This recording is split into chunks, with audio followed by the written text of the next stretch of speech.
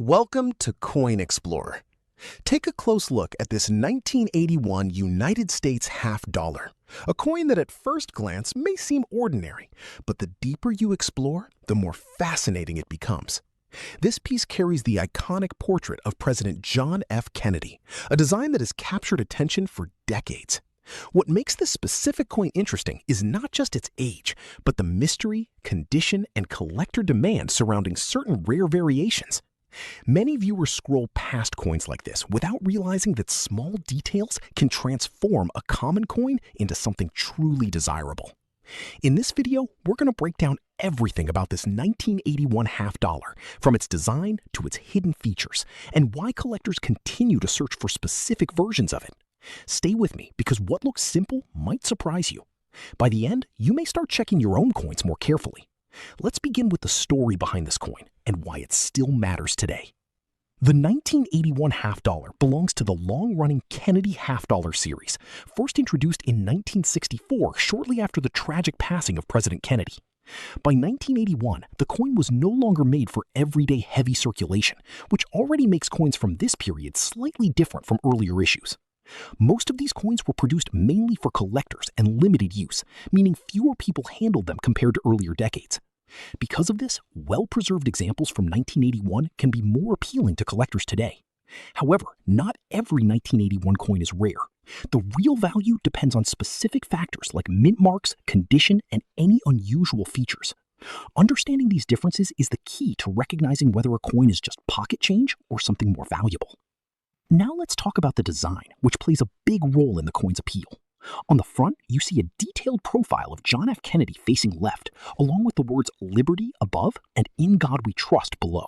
The year 1981 is clearly marked at the bottom. The design is clean, balanced, and instantly recognizable. On the reverse side, the coin features the presidential seal, with an eagle holding arrows and an olive branch, symbolizing strength and peace. Surrounding the eagle are the words "United States of America" and "half dollar." This classic design has remained largely unchanged for years, making it a favorite among collectors who appreciate consistency and history. One of the most important things to check on a 1981 half dollar is the mint mark. Coins from this year were struck in different locations, including Philadelphia, Denver, and San Francisco. Each mint produced coins with slight differences, and some are more collectible than others.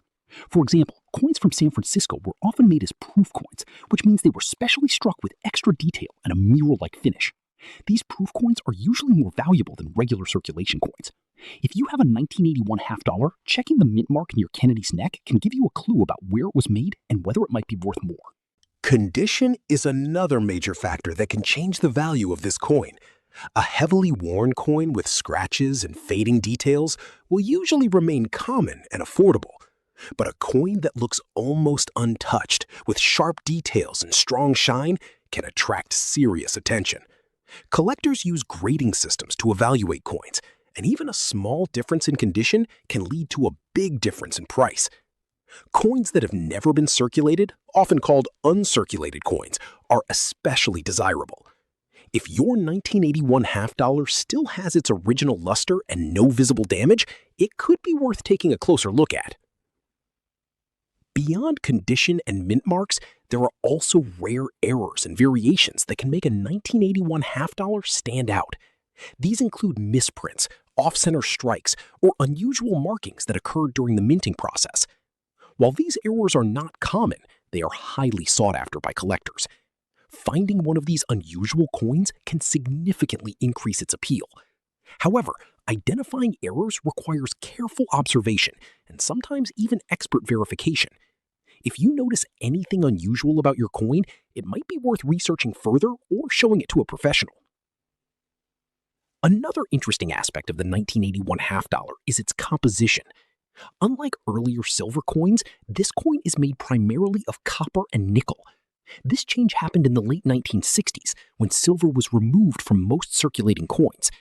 While this means the coin does not have intrinsic silver value, it still holds historical and collectible importance. The combination of materials also affects how the coin ages over time, often giving it a distinct appearance compared to older silver coins.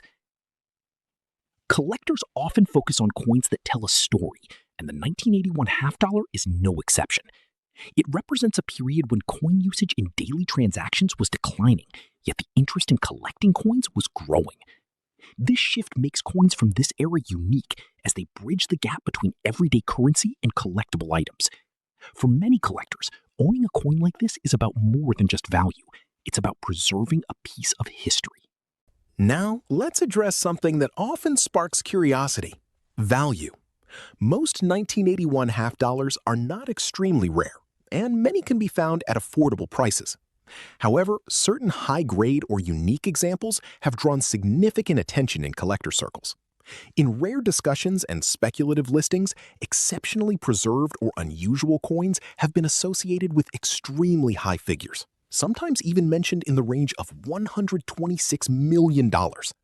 It's important to understand that such numbers are often tied to extraordinary circumstances, private collections, or unique historical significance, rather than typical market value. For the average collector, the real value of a 1981 half dollar usually depends on its grade and rarity. Coins in standard condition may only be worth a small premium over face value, while uncirculated or proof coins can be worth more. The key is knowing what to look for and understanding how collectors evaluate coins. By learning these basics, you can better judge whether a coin in your possession has potential. If you're interested in collecting coins like this, the 1981 half dollar is a great starting point. It's widely available, affordable, and easy to study. You can compare different versions, learn about mint marks, and practice grading. Over time, this knowledge can help you identify more valuable coins in the future. Collecting is not just about finding expensive coins, it's about understanding and appreciating what you have. Storage also plays an important role in maintaining a coin's condition. Keeping your coin in a protective holder can prevent scratches, tarnishing, and other damage. Even a small amount of wear can reduce a coin's appeal to collectors. Proper storage ensures that your coin remains in the best possible condition for years to come. It's also worth noting that the market for coins can change over time. Demand for certain coins may increase as more collectors become interested in them. This means that a coin that seems ordinary today could gain more attention in the future. Staying informed about trends and collector preferences can help you make better decisions. As you continue exploring coins, you'll start to notice details that others might overlook. Small differences in design, condition, or minting can make a big impact. The 1981 half dollar is a perfect example of how even a common coin can have layers of interest beneath the surface. The more you learn, the more rewarding the hobby becomes. So the next time you come across a 1981 half dollar, don't ignore it. Take a closer look, check the details, and consider its condition. Whether it turns out to be a simple collectible or something more unique, every coin has a story to tell. And sometimes, those stories can be more valuable than the coin itself.